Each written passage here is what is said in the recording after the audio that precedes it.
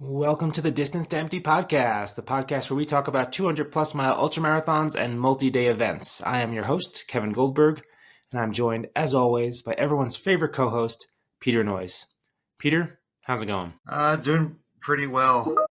Am coming off of AC 100 2 weeks ago, so taking some much needed rest after back-to-back racing, and did not get into hurt, so now I can 100% focus on Avalon in like 4 months. Yeah, we're going to do Avalon number 5 for you, right? That's the plan. 5 for you, and is it 4 for me? 3 or 4, I can't remember.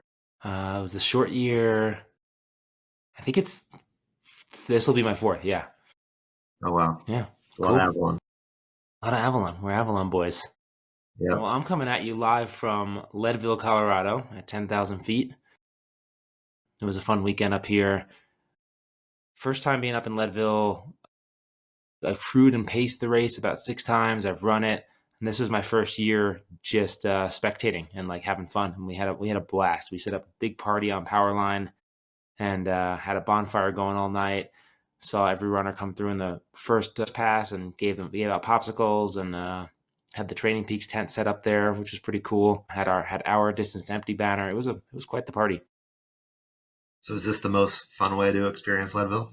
I think so. It was definitely more fun than running. Crewing and pacing is fun too, but this was it was nice to not have any like real responsibility and just we saw like just about every runner in both directions on Powerline, which was pretty awesome. We had quite the cheering squad set up. I'm jealous. I think I want to try this. Yeah, we're gonna make it a full on rave next year, so plan on it. Cool. Well, before we dive into today's episode, let's talk about some exciting sponsor news. We mentioned in our last episode with our Bigfoot preview that we are now sponsored by Mountain to Coast. So this has been really awesome for us. We love Mountain to Coast shoes. Peter's been running in the R1s for quite a while, like since the beginning of this year, probably. Maybe even, you ran Javelina last year, so it's probably been almost a year since you've been running the R1s. And they just came out with their trail shoe, the T1s. Peter and I have both been really enjoying those. I absolutely love the T1s. Really, really great shoe. That's what I'll be probably running most of Mammoth in, but might actually run Mammoth in the H1s too, because the new hybrid shoe, which actually isn't even out yet, might be more suitable for that. Those might be my favorite yet. The H1s are sweet. Yeah, I'm really liking the H1s. Now, that actually might be an interesting Avalon shoe because it is like packed dirt roads for the most part. Yeah. Yeah, so just like we do with Janji, we have a pretty sweet setup where we are going to send you a free hat or shirt if you place a Mount to Coast order and show us that you did so. So our code is the same as it is for Janji. It's code DISTANCE for 10% off at Mount to Coast.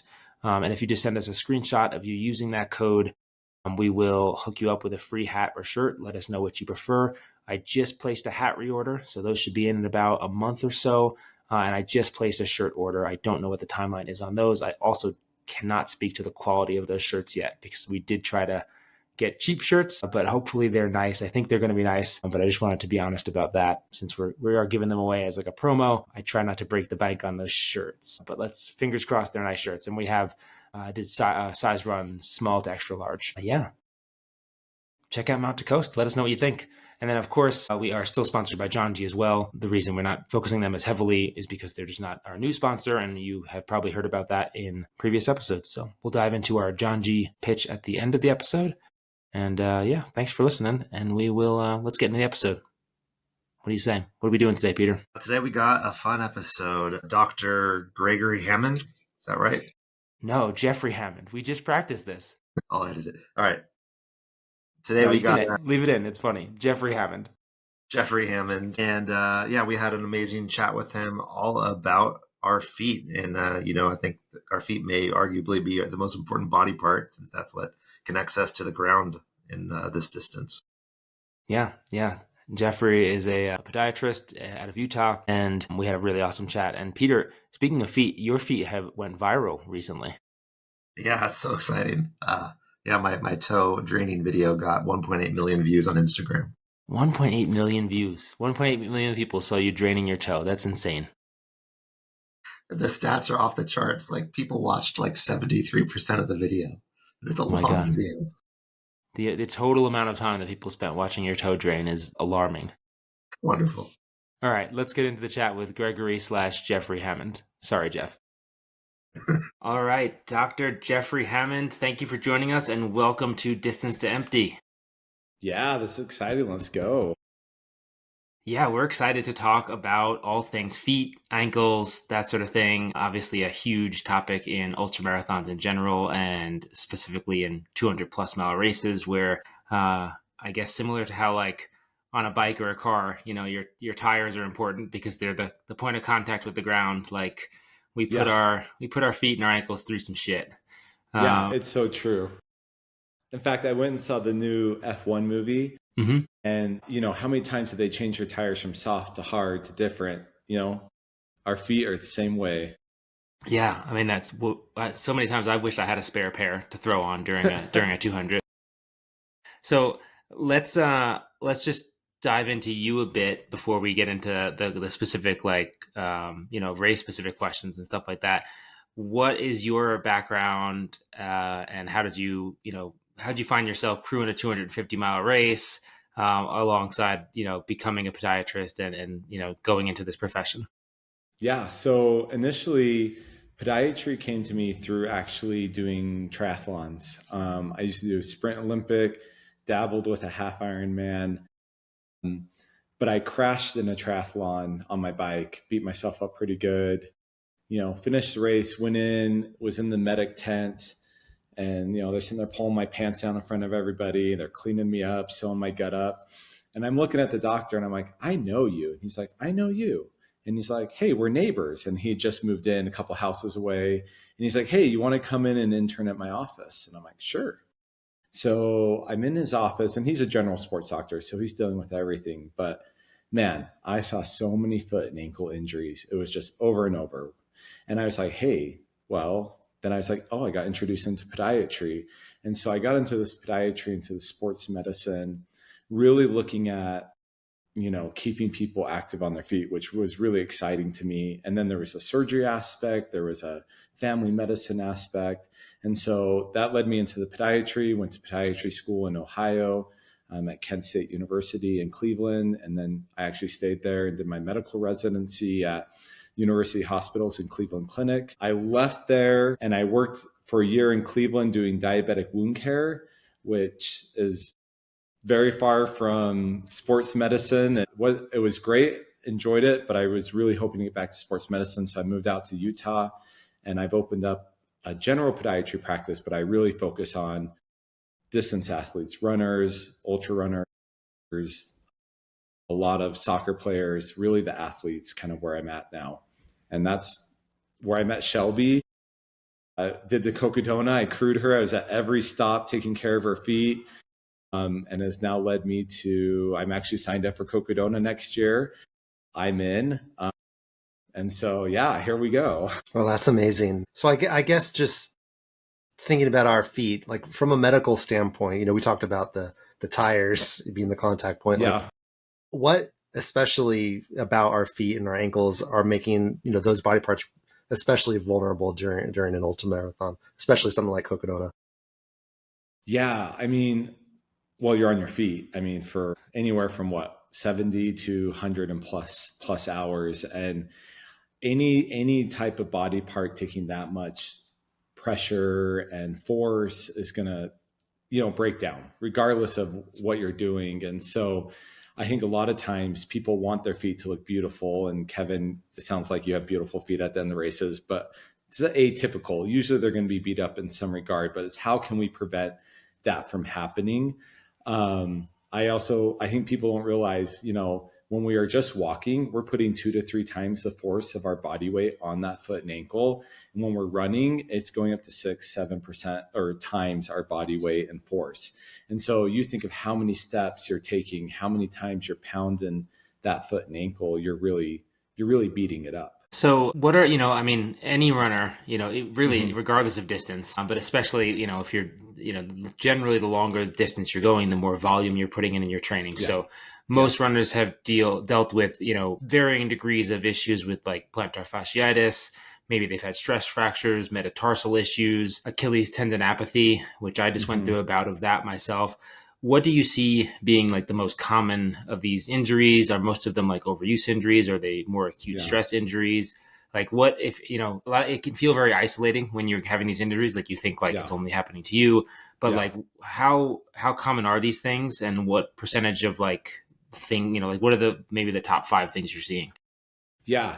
I think what's interesting with injuries, everyone thinks they're the only one ever dealing with it, and that they're stuck. They're never going to get back. I see a lot of athletes, I've seen a couple Ironman athletes who feel like they're the only ones that have this issue. And I would say for top 5, usually it's not a traumatic injury. It's an overuse injury. So it's more likely going to be like a plantar fasciitis. It's going to be stress fractures, really big. Achilles tendonitis is a big one with ultra runners. Lateral ankle instability and ankle pain is very big just with the terrain and technicality of running those races. And then I think you start getting to maybe trauma with like a general fracture. They've taken a fall, they've done something, they twisted an ankle, like that would be where you start doing it. But usually the top 4 are all overuse injuries. And then one question I have too, kind of related, is that luckily, like I don't really deal with that many foot issues other than my toenails, but there are things that just like I deal with foot pain in 200s, and it actually doesn't even happen in once. Like in Badwater, it didn't happen, but like by like mile 200, the bottom of my foot is just killing me, and I don't think it's plantar fasciitis. It almost feels like if I could just get a lacrosse ball and kind of fold my foot over it, I feel like that would help. But what's happening? Yeah, no, that's a great question. I mean, I think there's a lot of different feelings similar to that. The fact that you want to like put a lacrosse ball and roll it would make me actually think it's plantar fasciitis, and I can tell you why it's that way. So let's jump there, and I'll tell you some other reasons why our feet start basically dying when you start get that far. So plantar fasciitis actually comes because we have tight Achilles. So our Achilles gets super tight, and it's connecting to the back of our heel. And what happens is it pulls that heel because it's shortening and getting tight, and it starts flattening the bottom of our foot because it's like pulling it up. And that plantar fascia, which is holding up the arch of our foot, is starting to get micro tears from that constant strain. So not only from hitting your foot over and over and over and over for so many miles, but that Achilles is getting tight and tired. And so as it gets tight, it's pulling up and it's going to cause that pain. And the reason why it probably goes away fairly quick is because it's not your normal. Your Achilles relaxes, you go back, your arch kind of relaxes, and that pain goes away. And so that's probably why with you, you do 100 miles, 150 miles, and you're doing pretty well. But as that Achilles wears out, you're getting to that point. I think another thing is just sensitivity. I mean, one of the biggest problems I deal with is I like long walks on the beach. So I'll go on the beach, I'll take my shoes off, I'll go for a long walk, and I get a couple miles down the beach, and then the bottoms of my feet just start hurting because they've been rubbing on the sand, and I'm not used to that. I don't live by a beach. And so the same thing in our shoes and everything, after so much, whether it's a little bit of sliding, micro friction, that constant, whatever kind of trail or rocky path we're on, can just cause just like burning sensations, nerve sensations, just overstimulation essentially. And then there's always other things that could arise, but those could easily happen over miles and miles. Yeah, I think I'd love to dive into that sort of either nerve damage or nerve sensation, because I think that gets people too a lot late in these races. I know a lot of the athletes I coach, they like their biggest issue is just like general foot pain, but their feet look fine. There's no visible thing happening. And it's like a lot of times it's up in the forefoot, like under the metatarsals, just behind the toes. And it's almost like if they do any different sort of sensation, it feels really good. Like if they like massage their forefoot on a rock, or if they just like take their fingers and scratch, like something different, like brings like almost happiness. Like real, like seriously, like happiness, because it's just like different from what they've been like doing. So is that just a nerve response? Like what is happening, and is there anything runners can do during these races to sort of alleviate that? Because my advice is like always just been like that's just the reality of these races, and you have to expect it and sort of like say, hey, okay, it's happening, and I just have to get through it. Yeah. I think there's a lot of things you can do, whether you want to do it or not, and will it help? I think changing socks throughout the race.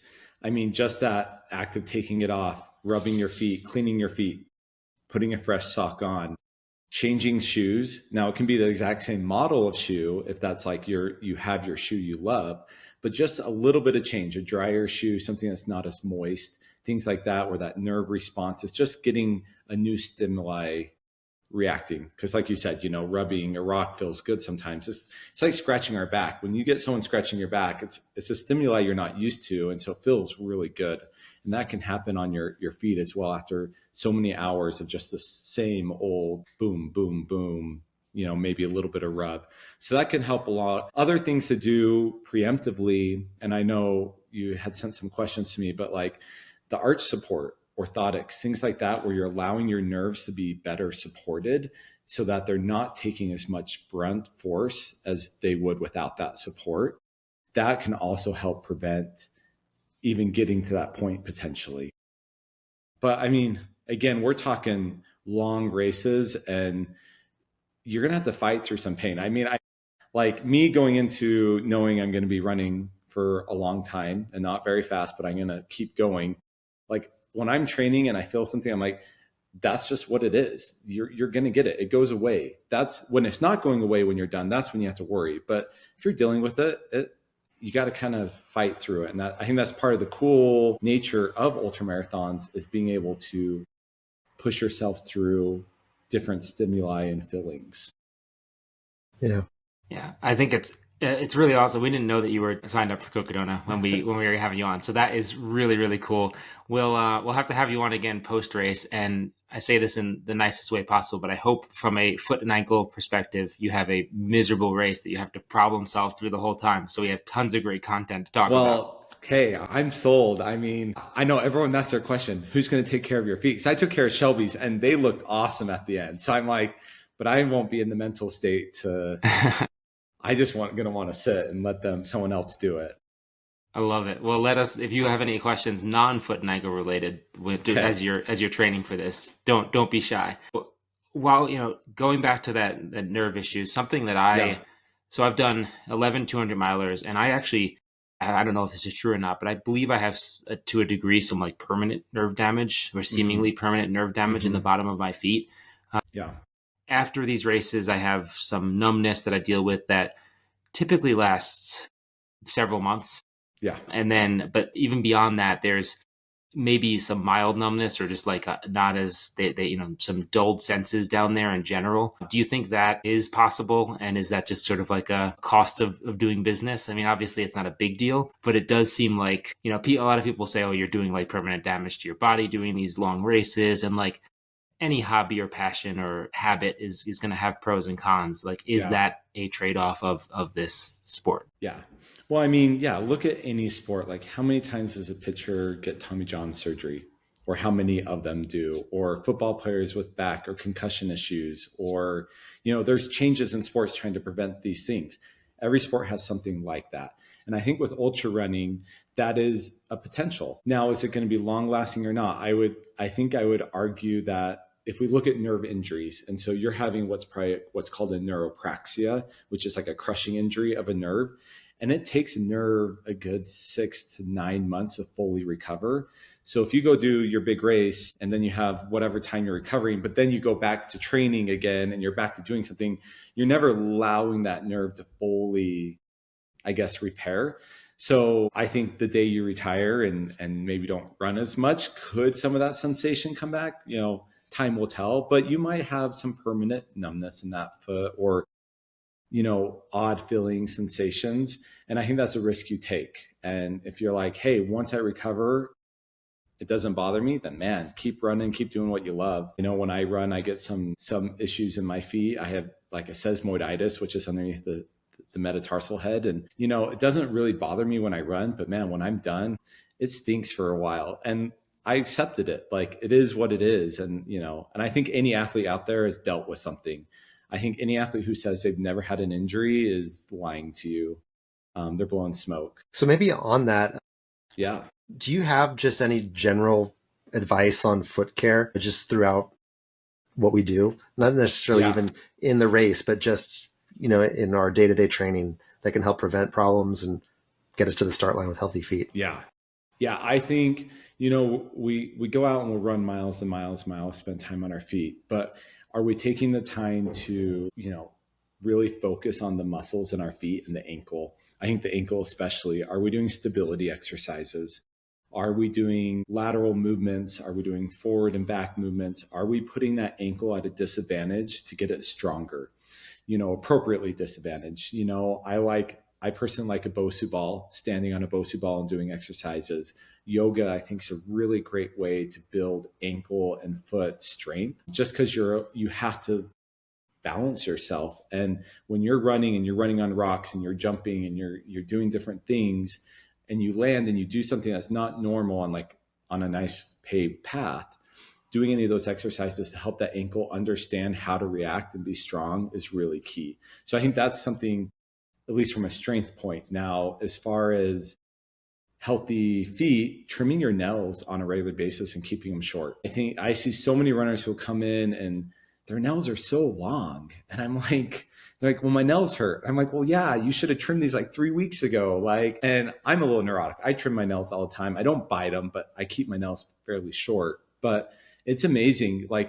Between my long runs each week, my nails will grow a little bit. And if I don't trim them before that long run, I notice it on my nails. But if I trim them, I do really great. So something as simple as that. I think calluses is always a big question. Do I take my callus down? Do I leave my callus there? Callus is a positive mechanism in the body where it's got a pain point. The body tries to protect it with more skin. The more callus we get, the more it's going to want to keep building it. So actually keeping that callus to a manageable, thickness. Now, I'm not saying you have to go cut it all the way down to raw, sore skin, but keeping those calluses down with a lotion that has high amount of urea in it, 30 to 40% of urea cream, rubbing it down, maintaining your feet, the skin integrity, hydrating it, not letting it to get cracked or dry heels, preventing fungus in the shoes, things like that go a long ways when it's, you're at mile 175 in wet shoes and you're dealing with potentially trench foot or just soggy feet. If your skin is healthier, it's going to last longer. But if you got cracks or athlete's foot or something going on, you're just asking for more troubles than you need. So I spend more money on foot massages than I'm comfortable giving a number to. Do you think am I throwing my money in the trash, or are those? That sounds is there so value nice. No, I mean, I think it's great. I think massage is such a great way in general to allow our body to relax and strengthen and get there. I think removing the tightness, especially the little muscles between, each toe, all those little things get so tight, and any way to relax those, I think it's great. I mean, I think a foot massage feels amazing. So I can get as many as you want. I want to do the same. That sounds good. Okay, awesome. I'm going to take this audio clip and share it with Melanie so I can justify all my foot massages. Yes, thank you for that. Please do. Yes. I'll write a prescription for you too if you want. Excellent. That'd be great. I write a lot of partner, spouses, significant other prescriptions here for foot massages and things. I love it. As a joke, but in reality too. Yeah, no, I'll take it. So a lot of, ultra runners, we put a lot of pressure on our shoes, both actual pressure and perceived pressure. So we want our shoes to make us faster. We want our shoes to protect us. We blame our shoes when we maybe ran a different shoe and now all of a sudden we might be experiencing some foot or ankle discomfort. How much of a difference do you think shoe choice really makes when it comes to preventing injuries, causing injuries, over ultra distances, 200 plus miles? Is the blame or the credit that we're giving this shoe justified? Or do you think it's more likely happenstance and the shoes are just a scapegoat? I think there's 3 parts to this question. I think the first part is you have to find yourself a good shoe. There are better shoes for you and better shoes for someone else. So if Peter likes this shoe and Kevin likes this shoe and Jeff likes this shoe and it works good for me, that's fine. We all have different shoes that are going to work better for our feet. In fact, I have a foot scanner here that you can scan your feet and it'll tell you what shoe you fit best into or brand. And it's different for every person. Now, there are some people who do well in every shoe and lucky for them, but we all have shoes that we do better on or we like, we have different strengths. So I think the most important thing there is testing out many shoes to see what you like. But then when it comes to a race, if you have a shoe that works, that shoe is not going to make or break you unless, it's not like I ran in the Speedgo, I ran in the Cloud, the On Cloud this, I ran in the Speed Lander, all the whatever shoes are out there. Those particular shoes, I think over so many miles are probably not going to make the difference unless you're in the wrong shoe, if that makes sense. A wrong shoe will cause issues and potentially lead to stress fractures, ankle issues, things like that for your foot. Now, again, that shoe may work really well for runner A, but not good for runner B. So I think it's spending the time finding a good running store where they're going to allow you to try a shoe out or run around in it, have a good return policy. Really trying things out is really key, especially before you dive into something so significant as a ultra run out there, because it is many, many miles. And also, if you can change shoes in a race, depending on what terrain you're going to do, if you're going uphill and you don't need as heavy lugs or something, then great. But if you're coming downhill and want bigger lugs on your shoes and you have different one, that's different. If you're running on a single track dirt versus a gravel road, that's another thing. Shoes can make a big difference on stiffness and things like that. But it's really testing it out. But is it going to cause you to win a race or lose a race? For trail running, I don't want to say yay or no, but I don't think that's going to make a big difference. Now, if we were out on the road, I do think there are benefits to certain shoes. Now, with that foot scanner thing, is that something you have to be in person for? Or is there a way to do it with photographs of your feet? Yes. Well, mine is in person. It is a company called Cetus. They have them at a lot of running stores throughout the country. So SIDAS. You guys can put a link. I have a link for actually discounts for stuff for them and things we can put on. But you have to be in person. So you actually stand on a mat. It's really cool. It does length, width, arch height. It tells you shoes, pressure points. It's a pretty cool thing. Yeah. Cool. So, and then another question is orthotics. Like, do you think that those have a role in ultra running? And if so, like, how would someone know that insoles or orthotics might help them? Might help them. So let's go into the history of orthotics with Dr. Hammond. So there's traditional orthotics that are kind of that hard plastic. And so if anyone's out there who's ever had a hard plastic orthotic, I'm sorry. And if you did well with it, you are a lucky person. So when I was in Ohio, I made what I call junk now. And, people would put them in. If they weren't made perfect for that person, they were just miserable and they didn't help. Now, if they were perfect, they would help people. But to go run in it, I think would be horrible. Now, here I've grown over the years. I wasn't even going to do custom orthotics. I was going to send them to a specialist. But I came across a company called Podiatrist and Cetus. They're a marriage company. And like the company is the same, but they make orthotics that are performance enhancing, and we make them to put each patient into their neutral position. So we're all a little different. So instead of me sending a scan or a phone box to some manufacturer and putting you into a textbook normal, I put you into your normal so you function the most proficient way possible. So I'm not inhibiting your muscles, I'm just supporting them. We're using different materials to give you more propulsion. We're making a deep heel cup to prevent ankle injury. And the best part is where you're like, hey, for ultra running, I want this kind of orthotic. We can build an orthotic specifically for trail running. If you're like, hey, I'm a golfer, I can build it for golfing or baseball or whatever it may be. So they're very activity specific. Does everybody need one? I honestly think every person with the kind of orthotic I make would benefit because it would make them a little bit quicker. It would prevent injury. It would prevent your muscles from wearing out as quick. And you can actually build stronger muscles using it. And I kind of like examples, if you're lifting weights and you hyperextend and you try to lift those weights, it's really hard to do. But if you're in your normal position, you can actually lift those weights, a heavier weight. The same idea, if you're supporting your normal arch, you can squat more, you can lift more, you can go farther. And so I have a complicated thing with orthotics. I like orthotics. I like ones that are built to neutral in person. Mine, I build in person in 15 minutes in my office and you try them on. I very much dislike orthotics that are hard plastic, that go through a lab, that are trying to correct something that doesn't need to be corrected. They're trying to put you into what the textbook says is the most perfect position, right? But none of us are in that perfect position. And so I don't know, long answer to your question, but I don't know. What are your thoughts? I mean, I feel like in my lifetime, I feel like the narrative I've witnessed in orthotics are like orthotics are good, and that shifted to orthotics are bad. And now it's like maybe orthotics are misunderstood. So yeah, orthotics. I mean, if you look at orthotics in the '70s, it's like the heyday of the orthotic. It's like get an orthotic, and then it was like, wait a minute, you get the barefoot running, you get all this stuff out there, and it's like, oh no, we need to strengthen our foot. Orthotics are weakening our foot, and that was kind of the message behind orthotics, and still kind of the orthotic message is like it's weakening your foot. And I would agree in some extent that some of these that are putting you into a position that's not right. Yes. But I think we misunderstood. And I think, especially in the United States, I think if you go outside the United States, there's a better biomechanical understanding of the foot. I think inside the United States, like for me, I was trained to be a surgeon along with other things. I think orthopedics are trained to be surgeons, sports medicine doctors are trained to be surgeons. So they really want to get into the surgery. And so biomechanics starts to go out the window. Whereas I feel like outside the United States, biomechanics is studied harder and more.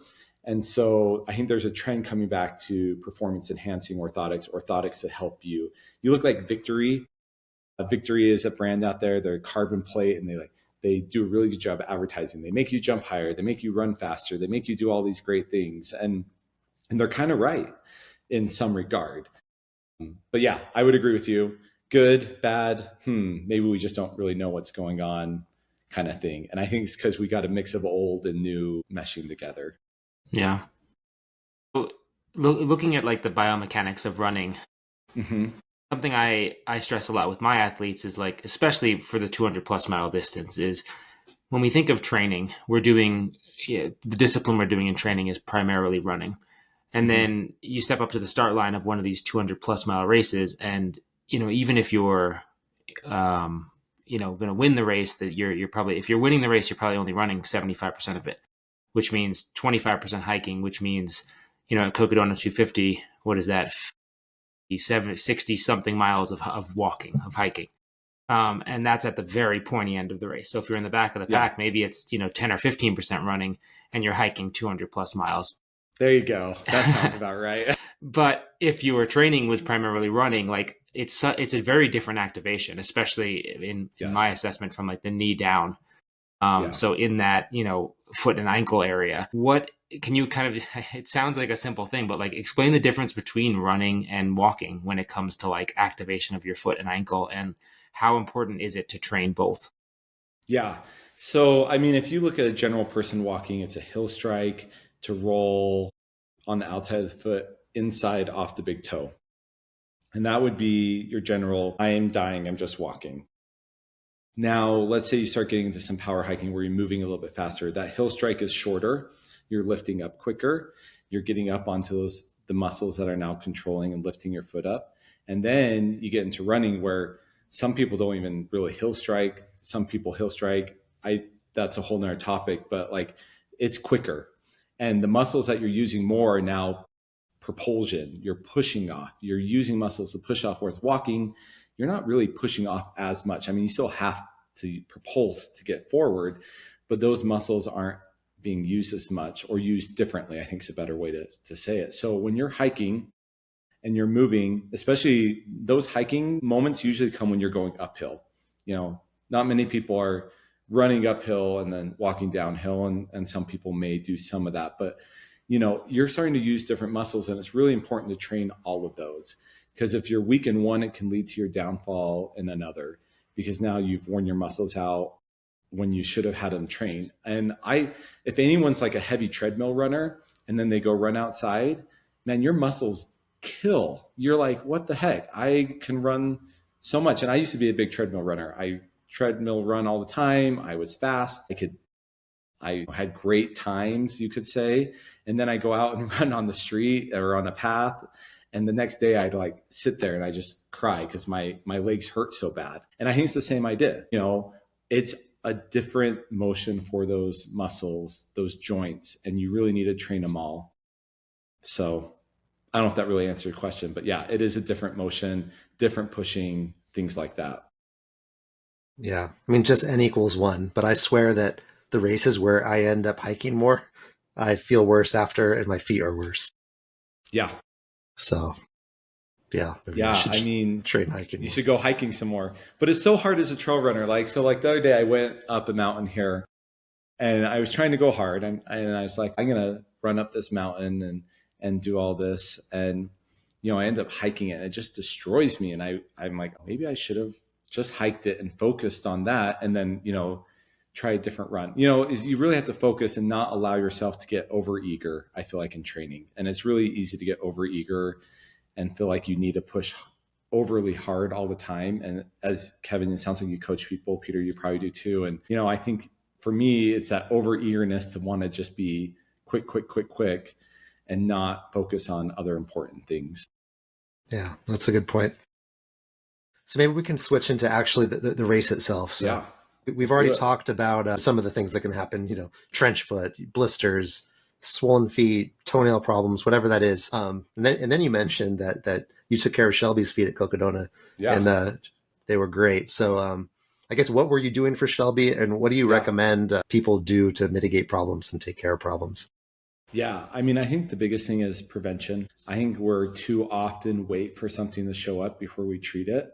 And so I think when it comes to training, knowing where your hot spots are, where you typically get blisters, what typically bothers you. Because if you can start treating or preventing it before it happens, you're going to be happier. So I think, pre-taping areas or padding areas or trying different socks or different shoes, and knowing that was really key. And with Shelby, I remember we were in the van at the start the night before, and I was like, we're going to change socks at every aid station I'm at. She's like, no, I won't have time to change socks. I'm like, no, we're going to change socks at every aid station.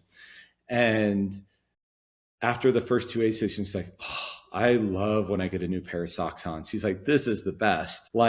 So things like that, cleaning her feet. We come in, the first thing we do, get all the grime and dirt off. Like those, let's say I spent 5 extra minutes on her foot. That 5 minutes could turn into a half an hour of savings of time later on, where they're not thinking about stepping on a little rock in the shoe or that rear rubbing sensation. So that was one thing. Clean feet. We were using like a CBD to really help the swelling and inflammation stay down. When I did see a blister coming up for areas that we weren't already protecting, it was immediate, let's protect that. There was some that we even drained halfway through the race to prevent it from getting bigger. This year's Cocodona was wet. And so that posed some really great challenges for me to really keep the feet dry. There was one time she came in and her feet were all like pruny. And I was like, oh, shoot, the next time I see her, her feet are going to be torn to pieces. But we took the time. I'm like, hey, let's let her just sit here and dry. And we let her just keep her feet out for like 5 minutes while she, munched on some food. And then we got her in some fresh socks and fresh shoes, and her feet looked normal at the next time. And so it's as simple as just keeping feet dry and little things like that go a long ways. So I think that's a good way. But yeah, like I use silicone bandages that are reusable. So you can actually pull them off, clean them, stick them back on, wherever you may be getting blisters. I'm very pro popping blisters, but keeping the skin intact and then protecting it. Toe caps, gel caps, KT tape for ankle stability or taping for ankle stability, I think is all really good way to go. So with foot care being, I shouldn't say foot care, but with foot issues being a primary cause of DNFs at ultras in general, how much, obviously, we just discussed like ways you can triage and treat things in the field, but how much of a DNF from like foot care is pain tolerance versus actual like long-term concern or injury, right? Like, and I'm not trying to dismiss the pain tolerance side of things. Like I've it can really hurt to the point where it's just not enjoyable or fun to continue. And that's a fair reason to stop. But just from like a medical perspective, like if you can tolerate the pain from the blisters or whatever's going on, like can people push through that sort of thing? I think you get the gist. Yeah, I get the gist. Yeah. I think Shelby's a good example. She blew out her 5th metatarsal and like finished the race on it. That I think that shows that you can finish a lot of things with pain. Long-term damage is, and this is, take it with a caveat, is not likely.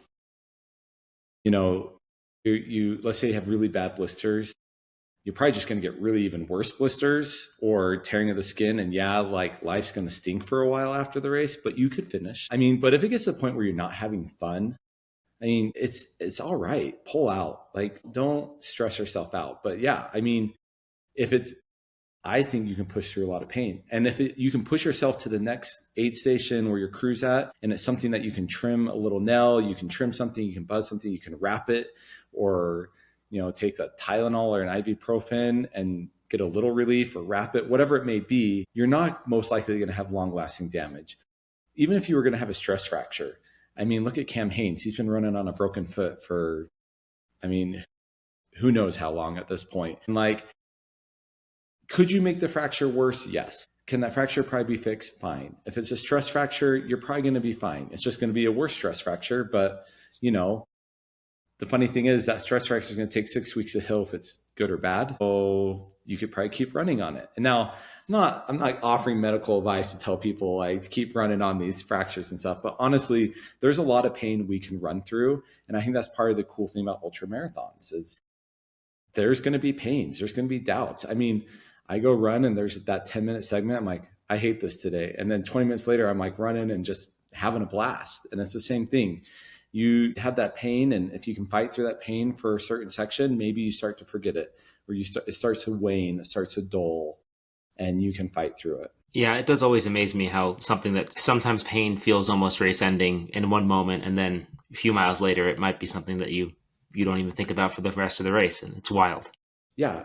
Or you sometimes, like when I've gone out for a really hard run and I get back and then I go, I'm like, then I start jogging around that afternoon. I'm like, wait a minute, 2 hours ago, I said I couldn't do anything.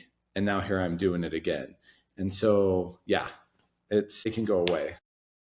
So I want to switch more to ankles for a moment. Yeah. I remember growing up, I played, basketball, baseball, that sort of thing. And, in my late teens, early 20s, I had a few like serious ankle sprains where, I went down to 90 degrees and heard a pop and swelled up like a grapefruit and I was on crutches, that sort of thing. Now I probably sprain my ankle to like 90 degrees like once a month, if not more, and nothing happens.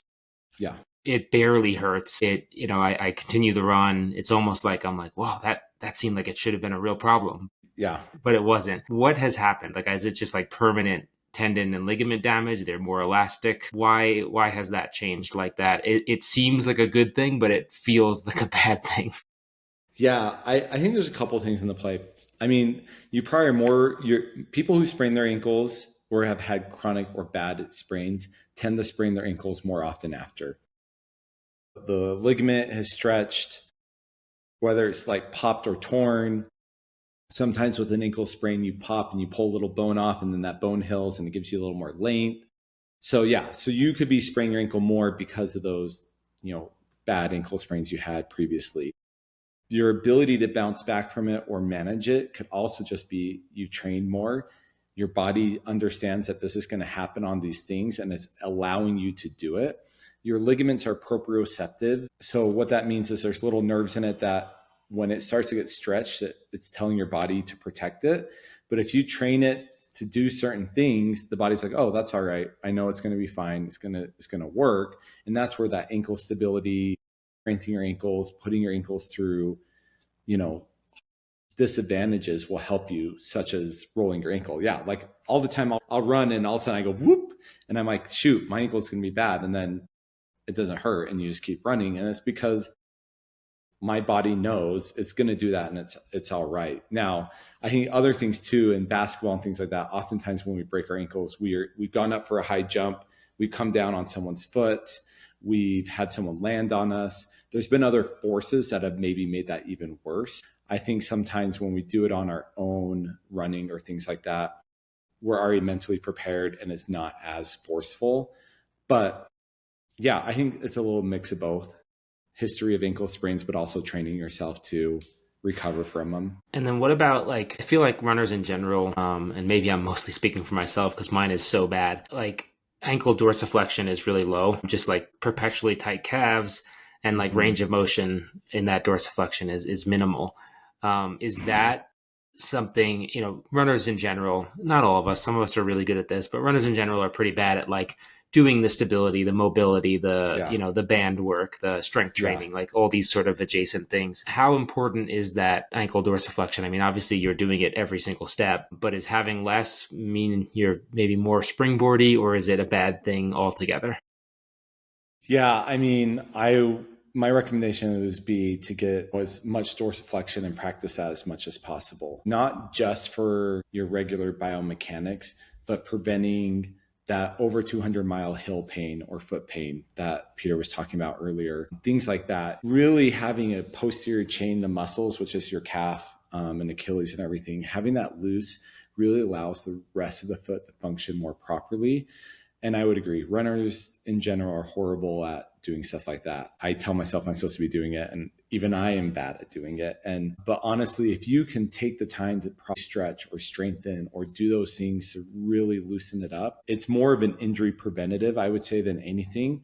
Now, I don't think it's going to necessarily decrease your time or ability, but I do think it will prevent you from injuring, having as much pain on the race, which then will in turn to a more enjoyable experience. So work on those dorsiflexion exercises there, Kevin. Yeah, I need to do those too. So my biggest issue with feet in these long races is toenails. Okay. So I've often blamed it on kicking rocks, but at Badwater that I just did, I still had toenail issues. So they turn black post race. I burn a hole through it. I drain them. Mm-hmm. And then a few days later, they're just dead, and I pull them out. Yeah. So in 5 days, I've already done that whole cycle. I removed both my big toenails already. But why is that happening, and how can I prevent it? Yeah. So a lot of people lose those toenails because of sliding in the shoe and hitting the front of their shoe, or wearing too small of a shoe, which I doubt you're doing. It's probably more of that sliding, I'm hitting the shoe. And so things to prevent that are, properly fitting shoes or wearing socks that have grip bands on it. So like, again, sorry, a lot of caveats here or put outs, but Ceta socks has a grip band in it, so you don't slide as much. So when that helps from hitting, a custom orthotic or an over-the-counter orthotic or some type of orthotic in there to hold your foot in a good position without allowing it to slide will prevent that nails. Having your nails too long, now I don't know how long your nails are when you start these races, but it sounds like you are more, doesn't matter what it is, you're going to have a black nail. But sometimes it could also be how you run. You might tend to lift your toes up a lot, and it could just be that trauma from hitting the top of the shoe where you're hitting it, and it's just causing that trauma and causing it to bruise. And that's really hard to prevent. I mean, that's kind of probably just going to happen. You can try putting like a gel cap over it to give a little cushion, looking at different socks that have maybe a little more cushion than the toe, but thinner farther back. But really, it's probably some type of micro trauma that's causing that to happen. So anytime Arnell, even if it's small motions, even if you don't feel like you're like jamming your toes, but there's like just small little tap, tap, tap, tap, tap, tap, tap, that can cause blood to pool up underneath that nail. And even if it's one little spot, it's going to spread underneath as it bleeds and cause the whole nail to come off. And we see this a lot with downhill runners, and it's just because they slide forward and are constantly hitting that nail. So for other people, keeping your nails short, wearing a sock that doesn't allow your foot to slide in the shoe, some type of insert or well-fitting shoe that doesn't allow your foot to slide, not going too big in the shoe, that goes a long ways. But sometimes it's unavoidable. So go see your local podiatrist or go see Peter, and he'll drain it and pull your nail out for you. Please don't go see Peter. We don't need Peter performing surgery. That's the last thing anyone needs. Let's not do that. But yeah, it is interesting. Like, as I've certainly had my fair share of black toenails, but it usually is like I kick something, or I'm like, oh, I know I'm going to lose that nail, and it's it doesn't happen to me nearly as often as it does Peter. So it's fascinating. Yeah, the cactuses are the worst. I was out on the Cocodona one, and Shelby's like, oh yeah, watch out for cactuses, and I'm like, what? And literally she said that, and I kicked a cactus, and I was like, dang. What set did you pace her as well? Yeah. What sections did you pace? Oh, so I did Jerome. And then I did one before that. It was like an 8-mile section through the cow pastures. Okay, yeah. I don't know what section it was. Like not horseshoe. Fain Ranch. Yeah. That's where I kicked the cactus. Yeah, it's hard not to kick things in Fain Ranch. There's not really a trail. There's no. Everyone was like, everyone was just kind of running like in these weaves of like, where are we going? Yeah. And the Yeah. cows had kicked over all the flags, and yeah, that was fun. So, you know, we talked a little bit about like taping, like KT tape for ankle Yeah. stability. What about like pre-taping for blisters? So like when I first Yeah. got into 200s, I would pre-tape my feet in like hot spots and like along my Achilles, and it worked out okay. And then I don't really know. I sort of just stopped, and then I don't really get blisters. I usually end up with one or two, but they're sort of Yeah. inconsequential. So I was Yeah. like, why am I trying to fix a problem that doesn't exist? Yeah. So I've been in both camps before. What's your take on pre-taping? Is it specific to like if you have issues with blisters and stuff like that? Is it a good idea, bad idea, etc.? Yeah. Well, here, yeah, it comes down to training. When you've gone and trained without anything, where are you getting blisters? And that's where I would pre-tape. And when I say tape, a lot of people like leukotape and things like that are really aggressive and stick on really well. I'm not always a big fan of that, because if you do blister underneath that tape, when you pull that tape, you're going to rip the skin off with it. So personally, I like more of like a silicone pad. It's like a jelly pad that you can stick, not gel. It's like a Band-Aid with more gel to it. Like a silitone's really nice. I would say like moleskin, things like that, and then putting it on throughout the race. I think it's good if you have spots. Like for me on my second toe, on the inside against my big toe, I always get blisters. So I'm going to put a little something there. Now, if you're in the middle of the race and you start to notice blisters in a spot you've never gotten them before, then put something over it. And if you're stuck with KT tape, leukotape, it's worth putting it on and then leaving it on until the end of the race. Don't try taking that tape off until the end of the race, because like I said, it could rip that skin off. But again, it comes down to your training. If you're running races or running and training and you're not getting blisters, there's no reason to tape for them if that's the case. Now, if you run in cold weather and you go run a race in hot weather, you got to make sure you're trying both ways, because your feet are going to swell differently, and even people who never get blisters, you run 200 miles, your feet are going to swell and get bigger, and they're going to fit different in the shoes that you're wearing. And so you're going to probably get some type of blistering. And whether that's bad or not, like you said, you get some, but it's not bad. Like I get some, they're never that bad. But some people, they get massive blisters under their feet. And so pre-taping for that's really good. But I think even more importantly is understanding, why are you getting those blisters? Are we in the wrong shoe? Are we in the wrong sock? Do we have the wrong type of anti-friction cream we're using? What are other things we could do other than just taping that are causing those issues? Because a blister comes because there is some type of friction going on. So can we eliminate that friction to then not even have to worry about getting that blister? What about along the same lines? What do you pre-lube your feet with anything? And if so, what product do you use? I certainly have a favorite that works for me, but I'm curious what your. I will go grab it. It's right here in my office. Awesome. So there's a lot of good stuff out there. I mean, for anybody, Vaseline, just go for it. Vaseline's awesome. But I use this anti-friction cream from Cetus. I like it because it's like a lotion. So you really like rub it in and you don't really notice it's there, but it gives you that anti-friction. So I really like it for that. I know there's like the butternut squirrel stuff or the squirrel butter out there that I think anything like that's good. I just particularly like this because it's more like a lotion and you rub it in and you're kind of like, ooh, this is nice. And then it has this like faint anti-friction that you don't really notice. It's not like gloopy and gloppy. But man, Vaseline's a good way to go. But what do you like? I mean, yeah, well, I'm thinking I might have to check that out. What is it called? So it's anti-friction cream. It's through Cetus. And I'll send all the information. You guys can post this so people can try it. Yeah. But yeah, it's awesome. It's like, it's literally like just like a lotion. Oh yeah, and that's what I see, because what I use Run Goo, which I think is amazing. Yeah. But it's super thick and super messy. No, this feels feels more like a sunscreen with just a little bit of residual. Yeah, because I like the Run Goo's great for pre-race, like when you're in your hotel room and you're in a controlled environment. But like that seems like it'd be something really easy upon reapply to just like. Yeah. Another one that I really like for friction, this is that CBG cream. So it's Q-Topics. So it's just like an ointment. Like it's nothing like fancy. Like it's just like kind of like a Vaseline that rubs in. But if you're using that consistently throughout the race, not only are you going to get this like anti-inflammatory response, but it also helps with some friction as well.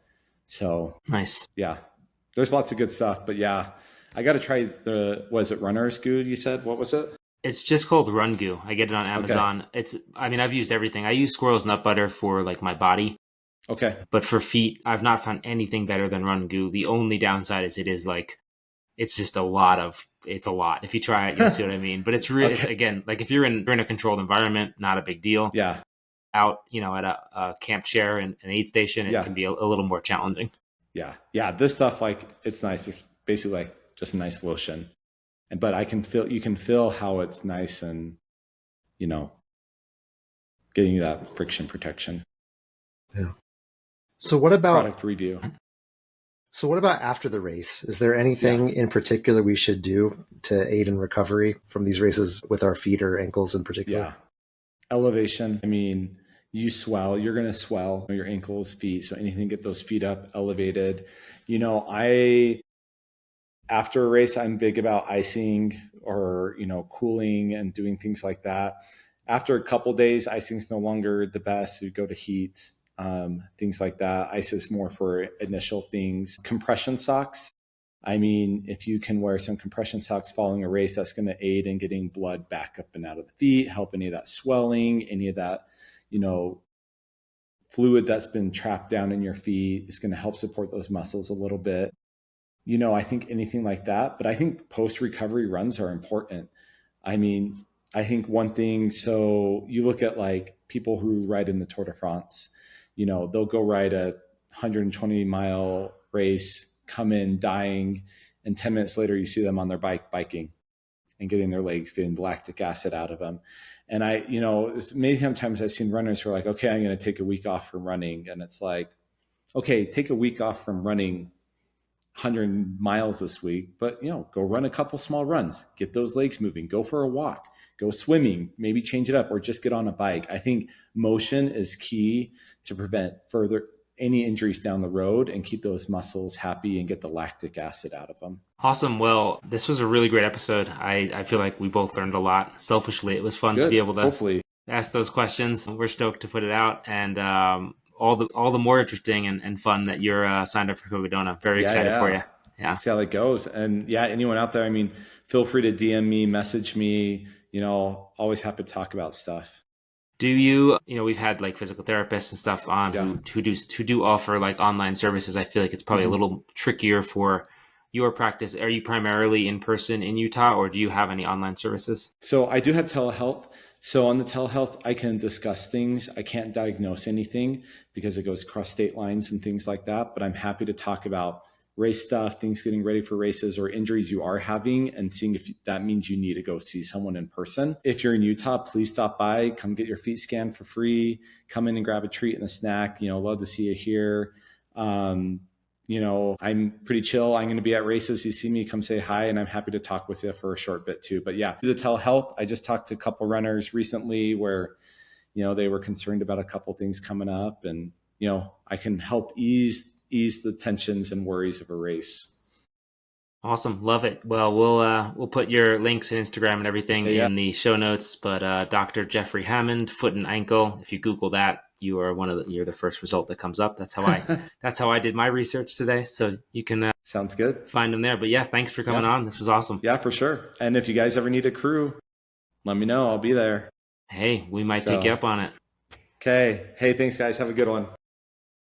Well, that was an awesome chat with Jeff. I certainly learned a lot. I feel like I often have just lower leg problems and ankle issues, and it was cool to dive into, some of the things that are causing that, and what is okay pain, what is bad pain, what should be, paid attention to. I tend to not try to problem solve when I'm out there and just grin and bear it. So it was cool to dive in. Yeah. And it was news to me that orthotics can really be helpful in this sport. Like I always thought orthotics are just something you buy at the drugstore, you're walking or whatever. But, I think if people that have feet issues, the shoe isn't quite right, whatever it may be, like that might be a solution if other things aren't working.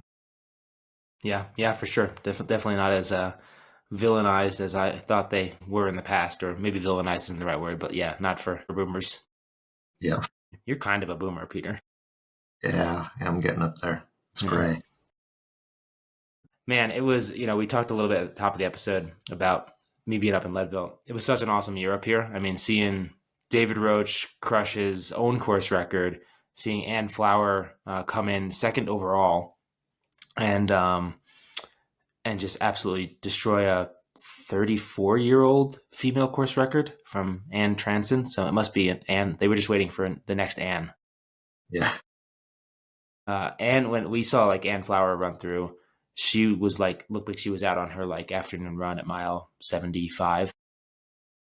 So amazing. There was a 30-year finisher, Eric Pence. How many miles? That's 3,000 Leadville miles.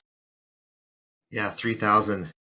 I don't know if I mentioned on the podcast before, but I ran with his son at AC 100, and Cool. he was telling me all about it, and his son paced him. So yeah, I was following his story, and yeah, he cut it close, like 29:53. Yeah. Yeah, I saw him finish in the morning. It was just such an awesome year. The weather was perfect, and there were a lot of cool stories out there. Former guest Stefan Schuster, he came in 23 something. Kyla from John G came in 23 something. Just lots of awesome people having awesome races. And it was really cool to be up here and be a part of it from the, like I said, from the spectator and fan perspective, and less from the having to either run the race or work the race. You know what I mean? So highly recommend Leadville to anyone who wants to check it out. And I'm sure they'll have fixed it by now, but I did take a screenshot and I thought it was really funny. Justin Grunwald came in second male, third overall at Leadville. And I just saw a post from Ultra this morning that congratulated him on his second place finish at High Lonesome 100. So I wonder if your boy is going to get in on that. Yeah, he should. I mean, Colorado races are confusing. There's so many of them. But can confirm that Leadville is not High Lonesome, and Justin came in second male at Leadville. You're welcome, Ultra. That's why we partner with Mount to Coast. There you go. In other huge news, Peter, there are 2 new Cheez-It flavors out. I was excited. You know what's funny? I went to the store the other day trying to just buy normal Cheez-Its, and I couldn't find them. They only have special flavors. You're talking about like something that's confusing and overwhelming. Yeah, Cheez-It flavors have gotten off the chains. Yeah, but you can get the big ones that are still the original flavor. Yeah.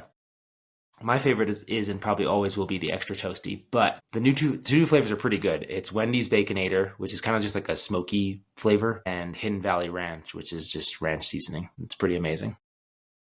I'll have to try it. Yeah. I do love a good Cheez-It. We get on one of these days, we'll get back to our snack reviews from our OG episodes. But yeah, my favorite pro tip, and if anyone wants to try this and tell me if I'm crazy, please do. Extra toasty Cheez-Its and mini peanut butter M&Ms mixed up together at the same time. So good. Not gross. Try it. Let me know. So good.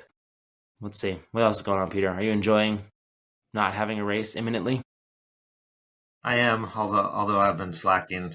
I think my body will thank me for not really running for a bit, but I got to get back out there. It's been a while. You've got a big year next year. Already signed up for 3 events? Yep. And once again, I don't think any of them are a Western States qualifier. So No. Oh no. Well, and we were talking about doing a new 200 next year, like something out of the US, either like race across Scotland or the Bergen Oslo 500K or the Spine race or something like that. I hope it's a Western States qualifier. Me too. I don't think any of those races are, so good luck. Rio del Lago, here you come. Maybe you won't need it. Maybe you'll just get into Western States. That's true. Yeah, maybe by putting the energy out there that I don't need one, they'll let me in. Yeah. Let's see what else. Oh, I feel like I didn't give any Wyoming range update. We did that in our bonus episode, but I think this is our first episode since I finished my race. I've blacked it out. It was too hard. But you did great.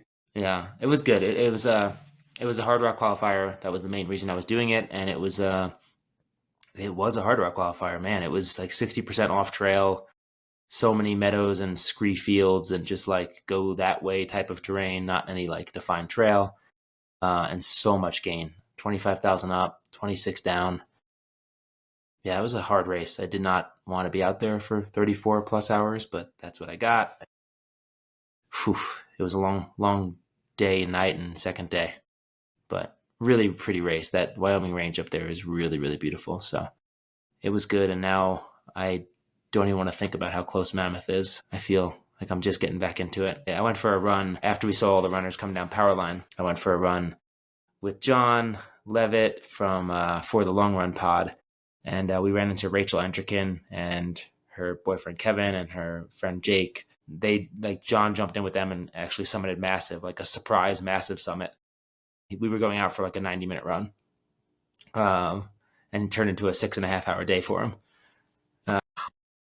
And I joined them for like 3 miles and then turned around. It was pretty fun. Did he have calories? So you know the area. We ran from our place here in Leadville, and then they were at Fish Hatchery, like getting ready. And like I had nothing on me, not even a pack, because John was already planning to go longer than me, but not that long. I was just doing 60 to 90 minutes. And they were like, we were trying to peer pressure John into doing it. And they were like, we got a Patagonia Houdini for you. We got calories. We got an extra bottle. Like, here, take all this stuff. And he did it. And they had an awesome day. Yeah. Not every day you get to run into a two-time Cocodona champion and join her for a run. Yeah, I think that's the right choice. Yeah. Cool. I think that's about all the rambling I got for today. I'm going to go to City on a Hill and get a burrito. Lucky. Yeah.